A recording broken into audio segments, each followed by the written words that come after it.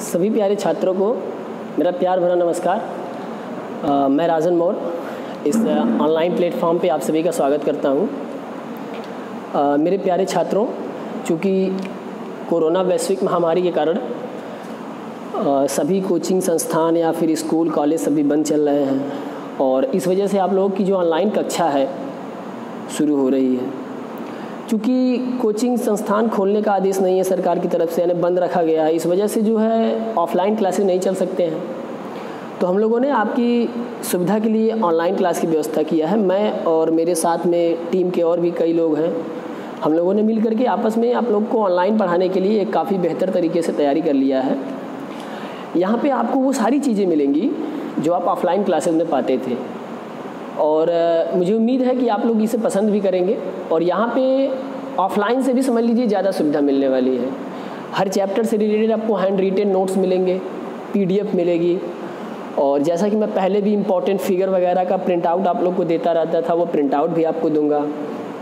और चैप्टर जब कोई ख़त्म होगा तो उसके लास्ट में मैं प्रैक्टिस शीट भी आप लोग को अवेलेबल कराऊंगा, जिसके माध्यम से आपको ये पता चलेगा कि जो टॉपिक मैं पढ़ रहा हूँ उस टॉपिक में मेरा कितना कमांड हुआ है, कितना मैंने जाना या सीखा है। तो आप जब प्रैक्टिस शीट को हल करेंगे, अपने से सॉल्व करेंगे, तो वो चीज़ें आपके लिए काफ़ी आसान होंगी। और जब कोई चैप्टर ख़त्म हो जाएगा तो हम लोग दूसरा चैप्टर स्टार्ट करेंगे, पढ़ते रहेंगे। लेकिन उस दौरान जो चैप्टर ख़त्म हुआ है उसके 2-3 दिन बाद उस चैप्टर का मैं ऑनलाइन टेस्ट भी लूँगा। जैसा कि लॉकडाउन के समय जब मैं घर पे था तो आप लोगों की 2-3 क्लासेस का मैंने ऑनलाइन टेस्ट भी लिया था। तो ठीक उसी तरह से मैं मल्टीपल क्वेश्चन, चाहे शॉर्ट आंसर टाइप, चाहे लॉन्ग आंसर टाइप, सभी प्रकार के मैं क्वेश्चन आप लोग को ऑनलाइन लिखने की कैपेबिलिटी के हिसाब से मैं क्वेश्चन बनाऊँगा। तो आज जो है क्लास 10 CBSE का क्लास स्टार्ट हो रहा है। यह डेमो है, यह प्रमोशनल वीडियो है, यानी यह फ्री है। इसके बाद भी 1-2 वीडियोज़ आपको फ्री मिलेंगी और आप उस वीडियो को देखिए, पसंद करिए, लाइक करिए, दोस्तों के साथ शेयर करिए और फिर आप खुद हमको बताइए कि कैसा लग रहा है आपको पढ़ करके। बिल्कुल आपको ऑफलाइन क्लासेस जैसा माहौल मिलेगा। जब मैं कोई टॉपिक पढ़ाऊँगा तो मेरा प्रयास रहेगा कि मैं सारी चीज़ें उस टॉपिक से रिलेटेड जो कुछ भी मैं आपको बता दूंगा। लेकिन फिर भी अगर आपको लगता है कि नहीं, इस टॉपिक से मेरी चीज़ कोई छूट गई है या मुझे नहीं समझ में आया है, तो वीडियो के नीचे कमेंट बॉक्स का ऑप्शन बना रहता है, वहाँ पे कमेंट कर दीजिए आप कि सर मुझे ये चीज़ नहीं समझ में आई, फिर से एक्सप्लेन करिए। मैं उस चीज़ को अगली क्लास में फिर से बताऊँगा आप लोग को। 1 बार नहीं, 2 बार नहीं, 3 बार मैं बताऊँगा।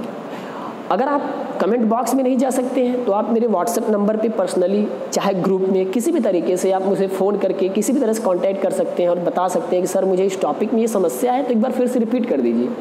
तो मैं उस समस्या को चाहे आपसे पर्सनली बात करके उसको दूर करूँगा, चाहे फिर मैं अगले क्लास में उसको पढ़ा करके ख़त्म कर दूँगा। ठीक है, तो आइए हम लोग शुरुआत करते हैं। और आज हम लोग पढ़ेंगे, जैसा कि आप सभी लोग जानते हैं, मैं साइंस पढ़ाता हूँ और मेरे अन्य सहयोगी टीचर भी हैं जो मैथ पढ़ाएंगे। और उसके बाद इंग्लिश का भी टाइम टेबल आप लोग को बनाया गया है। जो टाइम टेबल बना है उसके हिसाब से मैथ, इंग्लिश, साइंस 3 क्लासेस चलेंगे। और आगे अगर टीचर से मेरा कांटेक्ट हो जाता है तो मैं SST का भी क्लास चलवाऊँगा। ठीक है, तो साइंस में जो कि हम लोग 3 पार्ट में पढ़ते हैं ना, साइंस में फिजिक्स अलग हो जाती है, केमिस्ट्री होती है और बायोलॉजी है। इन्हें 3 चीज़ों को हमको अलग अलग पढ़ना पड़ता है। तो आज हम लोग केमिस्ट्री शुरू करेंगे, यानी केमिस्ट्री में हम लोग जानेंगे केमिस्ट्री का ये जो केमिस्ट्री वर्ड है कहाँ से आया, कैसे इसकी उत्पत्ति हुई, या केमिस्ट्री की डेफिनेशन क्या है, केमिस्ट्री के अंतर्गत हम क्या क्या पढ़ते हैं। पहले तो हम ये चीज़ जानेंगे। इसके बाद हम लोग जानेंगे ना कि हमारे 10th CBSE में क्या क्या कंटेंट है, यानी कौन कौन से वो सिलेबस है, सिलेबस के अंतर्गत कौन कौन से चैप्टर हैं, क्या क्या हमें पढ़ना है। क्योंकि अगर आपको कॉन्सेप्ट क्लियर करना है तो उसके लिए सबसे पहले ज़रूरी है कि आपके दिमाग में ये फिट होवे कि मुझे क्या क्या पढ़ना है। जब आप उस चीज़ को दिमाग में सेट कर लेंगे तो आप उसे आसानी से समझ पाएंगे, टॉपिक वाइज आप पढ़ते चलेंगे। तो आइए हम लोग वीडियो को शुरू करते हैं और हम लोग सबसे पहले थोड़ा सा केमिस्ट्री के बारे में जानेंगे कि केमिस्ट्री वर्ड आया कहाँ से, या फिर केमिस्ट्री की डेफिनेशन क्या होती है, केमिस्ट्री के फादर कौन है, केमिस्ट्री की मदर कौन है, इन सारी चीज़ों को जानते हैं। तो देखिए, सबसे पहले हम लोग केमिस्ट्री का इतिहास जानेंगे। और ये जो केमिस्ट्री वर्ड आया है, ये देखिए मैं शुरू से आपको बता रहा हूँ। सबसे पहले हमें एक वर्ड मिला था आज के लगभग 1000 BC पहले, यानी 1000 BC, जो हम लोग को एक वर्ड था, वो ग्रीक वर्ड था खीमिया एक ग्रीक वर्ड था,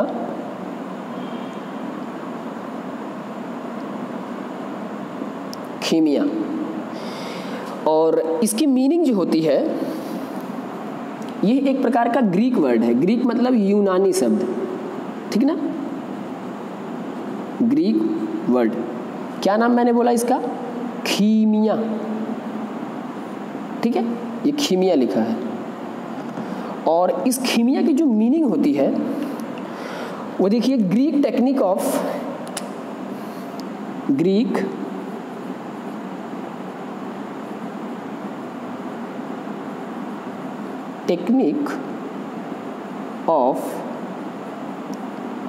मेटल फैब्रिकेशन,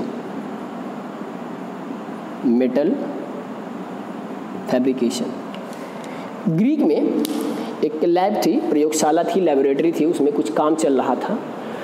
तो उस काम में जो है मेटल्स का मतलब उस पर एक्सपेरिमेंट चल रहा था कि मेटल्स को हम आपस में कैसे गलाएंगे, कैसे मेल्ट करेंगे। कोई मेटल हमारे पास है तो कैसे उसको दूसरे फॉर्म में कन्वर्ट करेंगे, कैसे आपस में दो मेटल्स को मिला करके हम तीसरी मेटल या अन्य सब्सटेंस बनाएंगे। इन सारी चीज़ों पे ग्रीक में एक चल रहा था। तो उसी ग्रीक में एक साइंटिस्ट थे, उन्होंने एक वर्ड उस पर डाल दिया, खीमिया, और उन्होंने बताया कि इस खीमिया का मीनिंग जो होता है Greek technique of metal fabrication, यानी जो वहाँ ग्रीक देश में जो टेक्निक अपनाई गई थी, किसके लिए? मेटल फैब्रिकेशन के लिए। तो वहीं से एक वर्ड जनरेट हुआ, खीमिया। आगे चल करके जब खीमिया वर्ड का अरबियन भाषा में यानी अरबियन वर्ड में इसका फिर बदलाव हुआ, तो अरबियन वर्ड में यह अलकीमिया बन गया। क्या बन गया? अलकीमिया। और यह कौन सा वर्ड है? अरेबिक वर्ड है। ये कौन सा वर्ड है? अरेबिक वर्ड है, अलकीमिया। देखिए, अलकीमिया की मीनिंग में यहाँ पे थोड़ा सा परिवर्तन आ जाता है, और यहाँ पे इसका जो मीनिंग होती है वो होती है ब्लैकनेस। देखिए, मैं इसे डबल इन्वर्टेड कामा में कर रहा हूँ। इसका मतलब समझिएगा कि ये ब्लैकनेस जो है ना, होता है ना, कभी कभी एक बड़ा सेंटेंस रहता है, उस सेंटेंस के लिए हम लोग एक छोटा सा वाक्य, तो ये उसी प्रकार का है। आप लोग नील नदी का नाम सुने होंगे, नील नदी।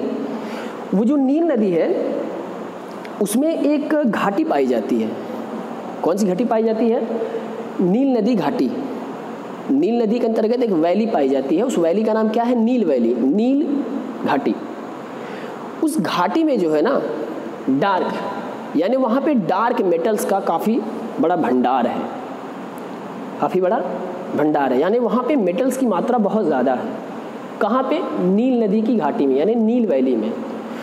तो वहीं से वर्ड निकला है अलकीनिया। अलकीनिया का मतलब ब्लैकनेस का मतलब मेटल्स का, ब्लैक मेटल्स का काफ़ी बड़ा भंडार। कहाँ पे? नील नदी घाटी में, यानी नील नदी वैली में, ठीक है।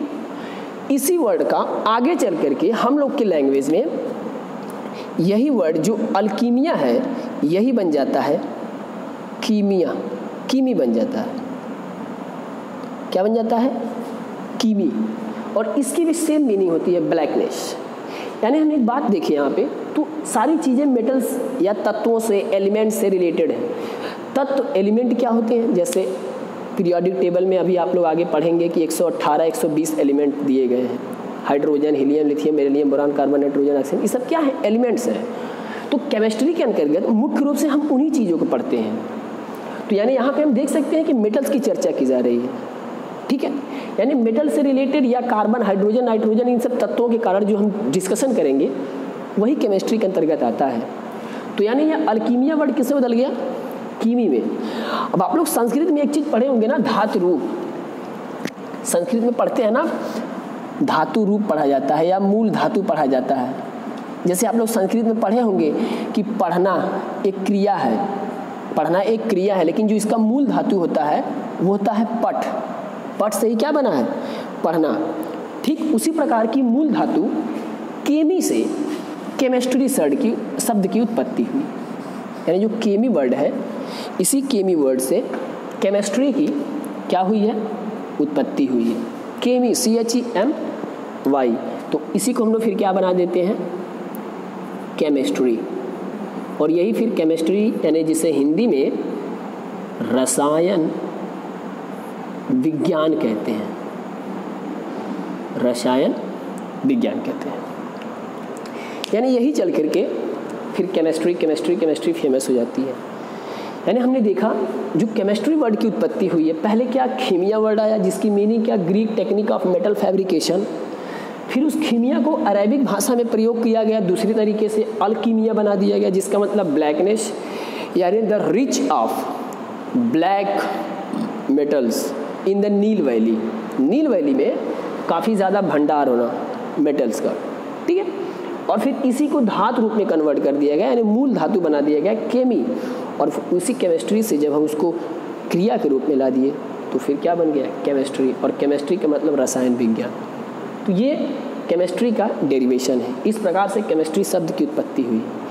आइए अब हम जानेंगे कि केमिस्ट्री के फादर कौन है और मदर कौन है। स्क्रीनशॉट लेना हो तो ले लीजिएगा, आप लोग अच्छे से नोट्स बनाते चलिएगा। सारी चीज़ें बिल्कुल एक क्रम वाइज पढ़ाई जाएंगी और आपका बिल्कुल कॉन्सेप्ट क्लियर होता जाएगा। किसी भी प्रकार का अगर आपको कोई कन्फ्यूजन रहे, आप बेहिचक बिना संदेह के आप हमसे पूछेंगे, किसी भी प्रकार का कोई संदेह नहीं करना है। आइए आगे हम लोग देखेंगे कि जो फादर होते हैं केमिस्ट्री के वो कौन है और मदर कौन है, ठीक है। तो देखिए फादर में एंटोनी लेवोशियर का नाम आता है। फादर में किसका नाम आता है, एंटोनी लेवोशियर। एंटोनी लेवोशियर, ठीक है। और जो मदर आता है, यानी जो केमिस्ट्री की मदर है वो मैडम क्यूरी हैं, जिसको हम लोग मैरी क्यूरी भी बोलते हैं। Madam Marie Curie, madam Marie Curie, ठीक है। सॉरी, ये मैडम क्यूरी जो है फिजिक्स की माता होंगी, मदर होंगी। और यहाँ पे जो है Marie Anne Lavoisier, Marie Anne Lavoisier, ये जो है केमिस्ट्री की मदर है। तो फादर मदर हमने देख लिया। अब हम चलेंगे केमिस्ट्री की डेफिनेशन पे। What is chemistry, how will you define the chemistry. अगर आपसे कोई पूछे what do you understand by chemistry, then how will you define a proper way. So a suitable and exact definition I am going to tell you and you will see it. Okay, so now I am going to define chemistry. तो chemistry जैसा कि मैंने अभी भी बताया ना कि हम लोग साइंस पढ़ रहे हैं, साइंस के अंतर्गत केमिस्ट्री पढ़ रहे हैं। यानी जो केमिस्ट्री है वो एक साइंस की ब्रांच है ना। साइंस की क्या है, ब्रांच है। तो यानी हम सबसे पहले लिखेंगे कि chemistry is a branch of science. Chemistry is a branch of science. Chemistry is a branch of science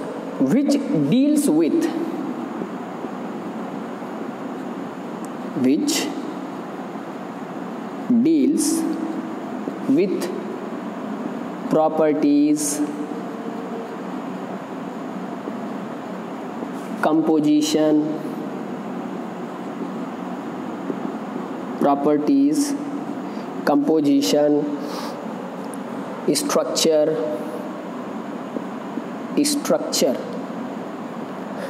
structure के बाद हम लोग देख लेते हैं स्पेशल रिएक्शंस, etc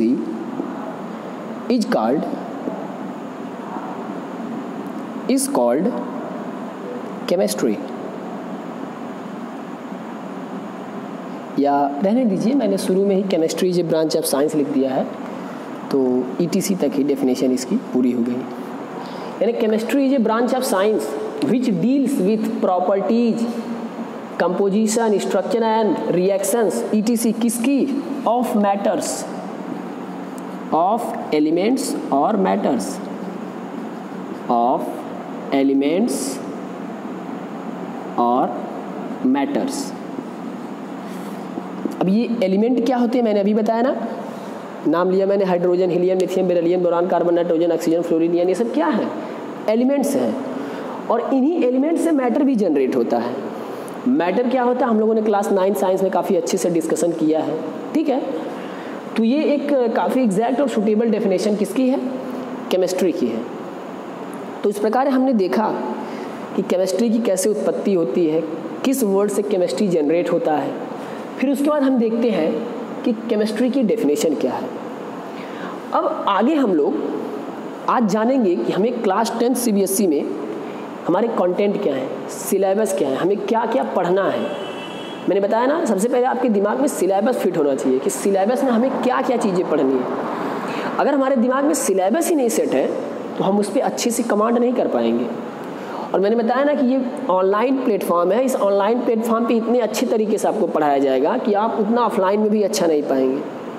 आपको बिल्कुल लगेगा ही नहीं हम लोग ऑनलाइन पढ़ रहे हैं। आप बिल्कुल offline study material, PDF notes, handwritten notes, सारी चीज़ें आपको उपलब्ध कराई जाएंगी। अभी ये डेमो क्लास चल रहा है, डेमो क्लास पढ़िए, उसके बाद ऑनलाइन रजिस्ट्रेशन की प्रक्रिया चालू हो गई है, एडमिशन भी चालू हो गया है।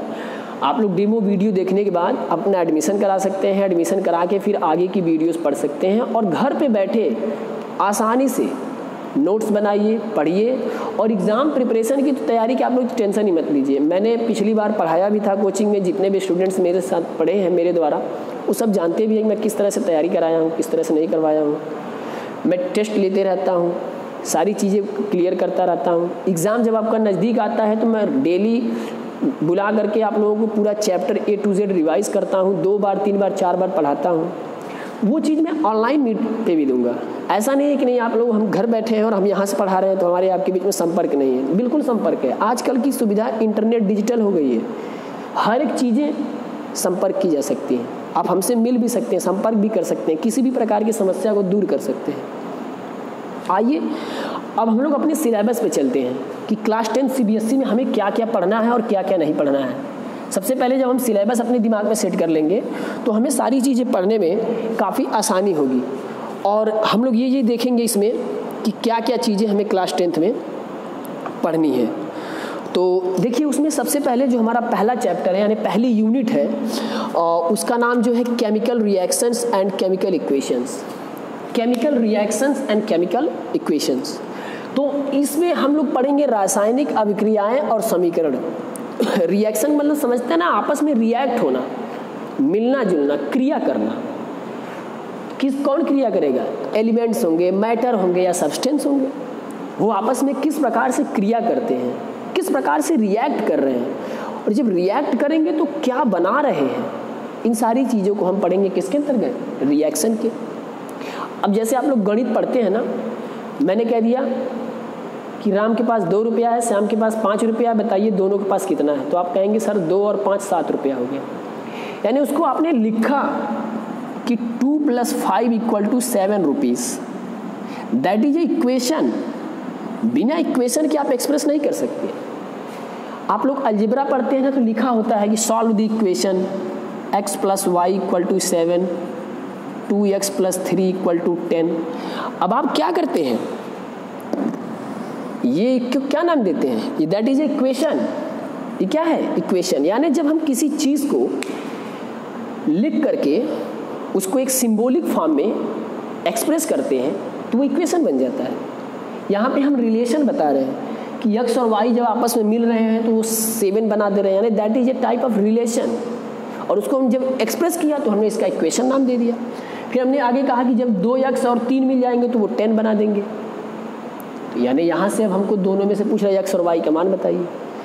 ठीक जिस प्रकार से यहाँ इक्वेशन लिखा गया है उसी प्रकार से अभी मैंने पहले बताया कि जो केमिकल रिएक्शंस होती हैं इनमें सब्सटेंस या मैटर या एलिमेंट्स आपस में रिएक्ट करेंगे, और जब रिएक्ट करेंगे तो वो कुछ ना कुछ ज़रूर बनाएंगे।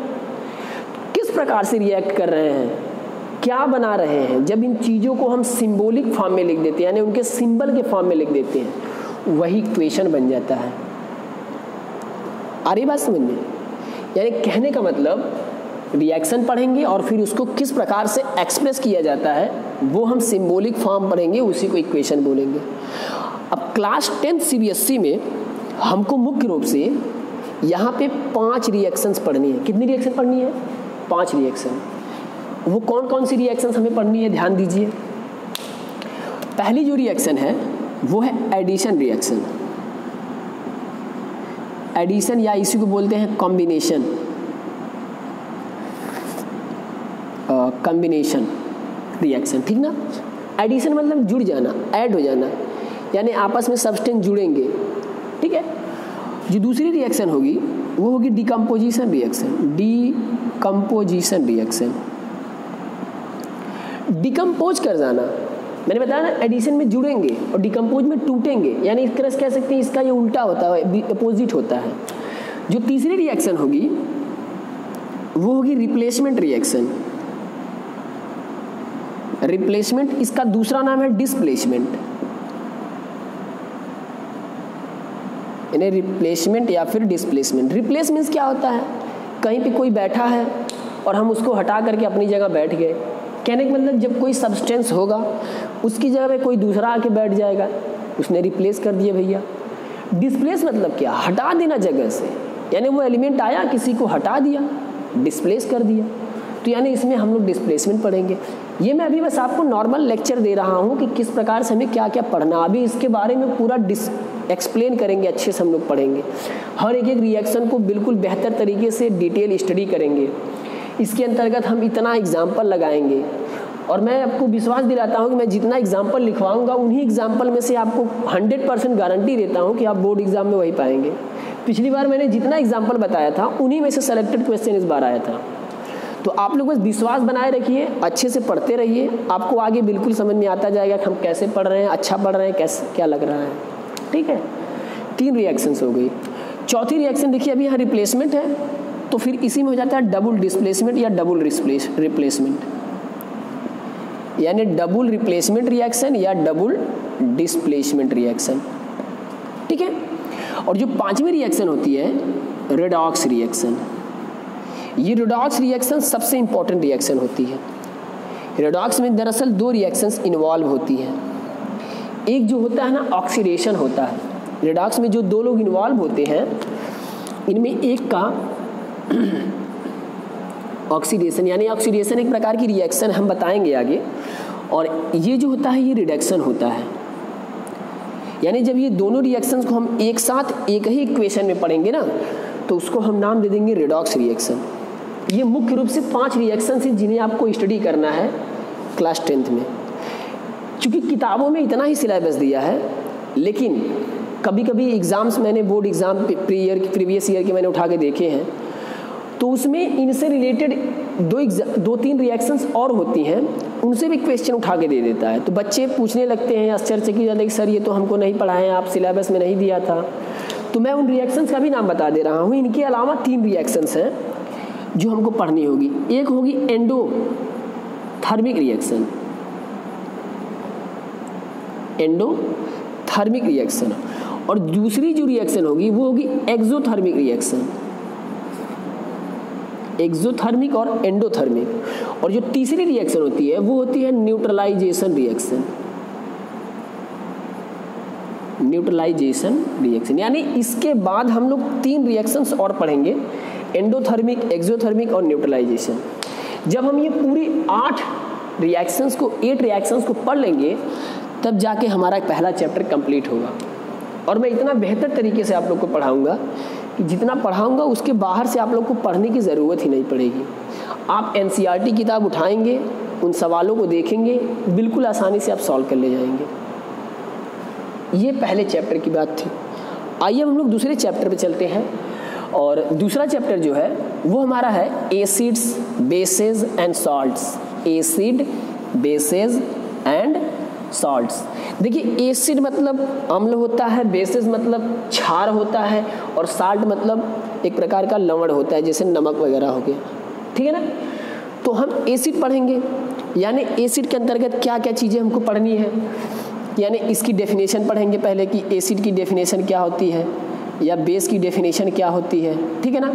फिर इनकी प्रॉपर्टीज क्या होती है, इनकी प्रॉपर्टीज क्या होती है, ठीक है। ये किन में डिजॉल्व होते हैं, यानी किस में घुल जाएंगे, किस में नहीं घुलेंगे, ठीक है। इसके अलावा और भी जो हम चीज़ बात करेंगे, इसमें एक सबसे जो इम्पोर्टेंट टॉपिक पढ़ेंगे हम लोग, वो पढ़ेंगे पीएच स्केल। ये सबसे इम्पोर्टेंट फैक्टर है इस चैप्टर का, पीएच स्केल। इससे काफ़ी अच्छा क्वेश्चन आता है और कई क्वेश्चंस आते हैं, ठीक है। पीएच स्केल पढ़ेंगे। पीएच स्केल के बाद इसमें जो है इम्पोर्टेंट कुछ एसिड्स या बेसेस या साल्ट्स के हम लोग पीएच मान याद करेंगे। यानी जैसे मैंने आप लोग नाम सुनेंगे, HCl हो गया, NaCl हो गया, NaOH हो गया, ये सब एक प्रकार के क्या हैं? ये देखिए, ये दोनों एसिड हैं। क्यों एसिड है? ये देखिए साल्ट है सब। ये एसिड है, ये साल्ट है और ये बेस है। मैंने तीनों का एग्जाम्पल लिख दिया। ये एसिड, बेस और ये मिस्टेक हो रहा है, देखिए मैं लिख दे रहा हूँ। ये एसिड है, ये आपका साल्ट है। कौन सा साल्ट? जो हम लोग दैनिक जीवन में डेली घर में प्रयोग करते हैं, नमक, सोडियम क्लोराइड इसका नाम है। और ये एक प्रकार का बेस है, ठीक है। तो मैं कैसे लिख दे रहा हूँ कि यह एसिड है, यह साल्ट है और यह बेस है। जब हम इसकी डेफिनेशन अच्छे से पढ़ लेंगे, इसकी प्रॉपर्टी पढ़ लेंगे, तो हम आसानी से क्लियर कर लेंगे कि क्यों हमने इसको एसिड कहा, क्यों इसको साल्ट कहा, क्यों इसको बेस कहा। और फिर हम इन सब का पीएच मान याद करेंगे। पीएच मान कैसे निकाला गया, कैसे हमने जज किया इनके बारे में, इन सारी चीज़ों को हम लोग पढ़ेंगे, अच्छे से काफ़ी डिटेल पढ़ेंगे। और मैंने बताया पहले भी ना कि हर चैप्टर का मैं आपको हैंड रिटेन नोट दूंगा, और वो हैंड रिटेन नोट्स एकदम एग्ज़ाम के पॉइंट ऑफ व्यू से होगा। यानी उस चीज़ को अगर आप अच्छे से दोहराते रहेंगे, रिवीजन करते रहेंगे, आपको बोर्ड में उसी से रिलेटेड क्वेश्चंस मिलेंगे। आइए तीसरे चैप्टर यानी तीसरी यूनिट में हम लोग चलते हैं। और तीसरी जो यूनिट का नाम है वो है मेटल्स एंड नॉन मेटल्स। देखिए, एक तरफ मेटल है और दूसरा नॉन मेटल। सबसे पहले तो हमें इनके बारे में पढ़ना पड़ेगा, इनकी डेफिनेशन के बारे में कि मेटल किसे कहेंगे, नॉन मेटल किसे कहेंगे। फिर इनकी प्रॉपर्टीज़ क्या होती है, कौन कौन सी रिएक्शन से लोग दिखाते हैं, किस प्रकार की ये लोग आयन बनाते हैं, ठीक है। इनका निर्माण कहाँ से होता है, मैन्युफैक्चर कहाँ होता है, यानी कहाँ से एक्सट्रैक्शन होता है। मैंने अभी शुरू में बात किया था ना, जब केमिस्ट्री की वर्ड की शुरुआत डेफिनेशन हम लोग बता रहे थे, तो मैंने कहा था ना कि जर्मनी में वो ग्रीक वर्ड जो था कीमिया था, उसकी मीनिंग थी कि जो लेबोरेटरी में वो फैब्रिकेशन होता है मेटल्स का, यानी Greek technique of metals fabrication, किस प्रकार से निर्माण किया जाता है मेटल्स को। उस चीज़ को यहाँ पे हम लोग डिटेल में अध्ययन करेंगे कि मेटल्स कैसे बनाई जाती हैं, कहाँ से मिलते हैं, किस प्रकार के सब्सटेंसेस पदार्थों से मिलते हैं। फिर उसके बाद इसमें जो इम्पोर्टेंट चीज़ हमें पढ़ना है ना, वो पढ़ना है कोरोजन और एक दूसरा है रस्टिंग। आप लोग नॉर्मली देखे होंगे ना, मार्केट वगैरह में चिप्स वगैरह आते हैं, चिप्स की पूरी पैकेट फुली होती है, जब आप उसको खोलते हैं तो पिचक जाता है, आधी पैकेट से भी कम उसमें रहता है। क्या उसमें होता है, क्या भरा जाता है? चिप्स 1 महीने 2 महीने पूरी पैकेट रख दीजिए, वो ख़राब नहीं होगा। लेकिन अगर उस पैकेट को आप खोल दीजिए तो वो ख़राब हो जाता है। क्यों ख़राब होता है? उसके पीछे का फैक्टर कोरोजन है। जब हम लोग कोरोजन पढ़ेंगे आसानी से जान जाएंगे क्यों ऐसा होता है। रस्टिंग, लोहा देखे हैं आप लोग, छड़ रॉड देखे हैं लोहे की, रख दीजिए कहीं पे ऐसे ही खुले जगह पे, हल्का सा मॉइस्चर वाटर पाएगा ना, वो धीरे धीरे जंग लगना शुरू हो जाएगा, धीरे धीरे छड़ उसका यानी नष्ट होना शुरू हो जाएगा। क्यों होता है? उसके पीछे कारण क्या है? रस्टिंग फैक्टर है। किस प्रकार से इसमें यह अपना डोमिनेंट होता है, इस चीज़ का भी हम काफ़ी डिटेल अध्ययन करेंगे। तो ये सब सारी चीज़ें मेटल्स और नॉन मेटल्स में पढ़ेंगे, ठीक है। आई थिंक काफ़ी अच्छे से आपको सिलेबस क्लियर होता जा रहा है कि हमें क्या क्या पढ़ना है, ठीक ना।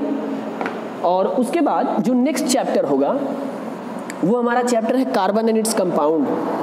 देखिए, कार्बन एंड इट्स कंपाउंड, मैंने बताया ना कार्बन एक प्रकार का एलिमेंट है जो पीरियोडिक टेबल में 6वें नंबर पे आता है ना, इसका एटॉमिक नंबर कितना है? 6 है, ठीक है।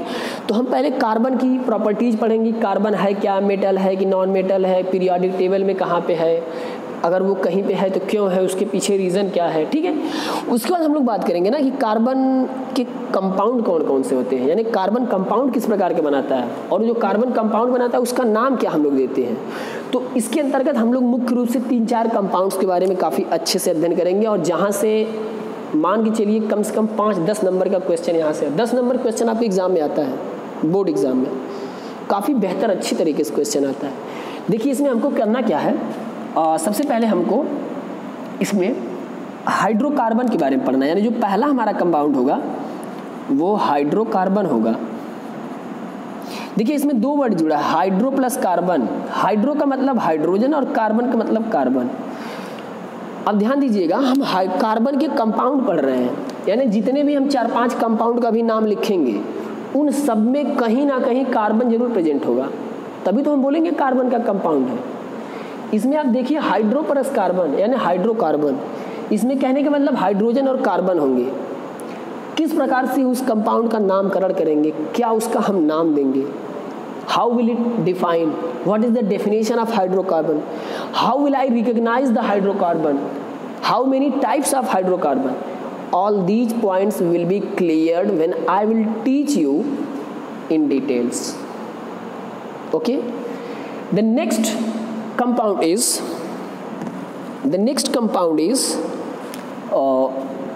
halogen, sorry हेलो एल्केन लिख देता हूं मैं, हेलो एल्केन। अब आप लोग को आगे पढ़ेंगे कि एल्केन एक प्रकार का जो है फंक्शनल ग्रुप होता है। फंक्शनल ग्रुप मतलब वह किसी के साथ क्रिया करके जुड़ करके कंपाउंड बनाएगा, और इस एल्केन ग्रुप में भी कार्बन जरूर होगा। मैं बात कर रहा हूँ बार बार कि कार्बन के कंपाउंड हम लोग पढ़ रहे हैं, तो इसमें कार्बन होगा। और ये जो हाइलो वर्ड है ना, ये हाइलो वर्ड का मतलब हाइलोजन से ट्रीट किया गया है। हाइलोजन के अंतर्गत कुछ 4-5 एलिमेंट रखे गए हैं, जैसे आप लोग सुने, इसको यक्स से डिनोट करते हैं, जैसे क्लोरीन हो गया, ब्रोमीन हो गया, फ्लोरीन हो गया, है ना, ये सब जो चीज़ें हैं, आयोडीन है, ठीक है। ये जो 4-5 एलिमेंट हैं, इनको हम एक साथ हाइलोजन नाम से बुलाते हैं। यानी एल्किल ग्रुप के साथ जब ये लोग जुड़ेंगे तो जो कंपाउंड बनेगा उसको हाइलो एल्केन नाम देंगे। लेकिन अब ये तो है नहीं कि ये क्लोरीन जुड़ा तब भी हाइलो एल्केन, आयोडीन जुड़ा तब भी हाइलो एल्केन, ब्रोमीन जुड़ा तब भी हाइलो एल्केन, या यहाँ पे फ्लोरीन जुड़ा तब भी हाइलो एल्केन। सबका नाम तो एक होगा नहीं, सबका नाम अलग अलग होगा। कैसे हम उसका नामकरण करेंगे, कैसे नॉमेनक्लेचर होता है। IUPAC सिस्टम में नेम लिखने के लिए आता है, काफ़ी अच्छा वर्ड आता है लिखने के लिए, बिल्कुल सिंपल सा बना रहेगा। जब आप पढ़ेंगे ना आसानी से क्वेश्चन कर लेंगे। तो कैसे हम इसका नाम लिखेंगे ये भी काफ़ी अच्छे से मैं बताऊंगा, एक्सप्लेन करूंगा। चैप्टर को अलग अलग तरीके से मैं आपको पढ़ाते चलूँगा, काफ़ी इनोवेटिव ढंग से आप लोग पढ़ेंगे।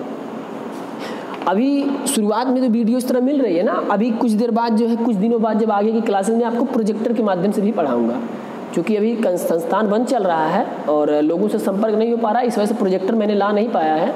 तो जो चीज़ मैं पढ़ाता जाऊंगा उसका प्रोजेक्टर डिस्प्ले भी आप लोग को दिखाऊंगा काफ़ी अच्छी तरीके से। फिलहाल जब तक डिस्प्ले नहीं आता है प्रोजेक्टर, तब तक हम लोग इस तरह से अपना ऑनलाइन टीचिंग करते रहेंगे, ठीक है। देखिए हेलो एल्केन हो गया, और जो तीसरा कंपाउंड इसमें होगा ना एल्डिहाइड, तीसरा कंपाउंड क्या पढ़ेंगे, एल्डिहाइड। चौथा जो हमारा कंपाउंड होगा वो होगा कीटोन, और जो 5वां कंपाउंड पढ़ना है वो है कार्बोक्सिलिक एसिड। कार्बोक्सिलिक एसिड, इन 5 कंपाउंड्स को हम लोग पढ़ेंगे किसके अंतर्गत, कार्बन एंड इट्स कंपाउंड में। ये चैप्टर में इतना हमको सब कुछ पढ़ना है। इसमें एक और इम्पोर्टेंट फैक्टर आएगा इन सब के अलावा, IUPAC नॉमेनक्लेचर। नॉमेनक्लेचर मतलब किसी कंपाउंड को अगर स्ट्रक्चर दिया गया या कोई कंपाउंड लिखा हुआ है तो हम उसका UPSC नॉमेनक्लेचर कैसे, उसका नाम कैसे लिखेंगे, ये सारी चीज़ें हम लोग किसमें पढ़ेंगे, कार्बन एंड इट्स कंपाउंड में, ठीक है। कोई भी दिक्कत समस्या हो यहाँ तक, या वीडियो लास्ट तक देखिएगा, कोई भी दिक्कत समस्या हो, किसी भी प्रकार का कोई कन्फ्यूजन हो, आप वीडियो के नीचे कमेंट बॉक्स में जा करके अच्छे से लिख दीजिए कि सर हमें ये चीज़ नहीं समझ में आई, एक बार फिर से एक्सप्लेन करिए। आज तो फिलहाल मैं केमिस्ट्री की बस शुरुआत कर रहा हूँ, बेसिक शुरुआत कर रहा हूँ, क्योंकि अगर आपको बेसिक में नहीं बताता, सीधे मैं चैप्टर शुरू कर देता कि हाँ आज का पहला चैप्टर ये है, तो थोड़ा सा मज़ा नहीं आता है। जब हम कोई चीज़ शुरू करते हैं ना तो उसका थोड़ा सा बेस बनाना पड़ता है, बिल्डिंग खड़ी करनी पड़ती है ना, तो उसके पहले हम लोग नींव बनाते हैं, पिलर खड़ा करते हैं, तब हमको अच्छे से मकान बनता नज़र आता है। इसलिए मैंने आज जो है केमिस्ट्री की शुरुआत बिल्कुल जड़ से किया है, बिल्कुल बेसिक से किया है, और बेसिक से पढ़ाते हुए मैं आपको एकदम हाई लेवल स्टैंडर्ड तक ले जाऊंगा, जहाँ तक कि आप बोर्ड परीक्षा में बैठें तो अपने आप को दूसरों से बेटर फील कर सकें, ठीक है। अच्छा, उसके बाद हमारा जो लास्ट चैप्टर बचा है वो है पीरियोडिक क्लासिफिकेशन ऑफ एलिमेंट्स, यानी दूसरी भाषा में हम इसको कहें तो ये पीरियोडिक टेबल में हमको पढ़ना है। दूसरी भाषा में हम क्या पढ़ेंगे? Periodic table. यानी पीरियोडिक टेबल बना कैसे? पीरियोडिक टेबल इस समय जो चल रही है वो मॉडर्न पीरियोडिक टेबल हम लोग पढ़ते हैं। इसके पहले एक मेंडलीव एक व्यक्ति थे, उन्होंने बनाया था, उनकी एक पीरियोडिक टेबल बनी थी। तो उनकी पीरियोडिक टेबल कैसे बनी थी, यानी मेंडलीव पीरियोडिक टेबल पढ़ेंगे। उनकी टेबल में ऐसी क्या कमियां थी जिसको दूर करके हम लोग मॉडर्न पीरियोडिक टेबल बनाए। मेंडलीव पीरियोडिक टेबल से हमने जो है न्यूलैंड्स एक साइंटिस्ट थे, उन्होंने अपना एक रूल दिया था पीरियोडिक टेबल से रिलेटेड। उसका नाम होता है Newlands law of octaves. Newlands law of octaves, Newland का अष्टक नियम, उस नियम के बारे में पढ़ेंगे। फिर उस नियम के हम लोग लिमिटेशन पढ़ेंगे कि उस नियम में क्या कमियां थी, उसका क्या इंपॉर्टेंस था, क्या यूजेस था।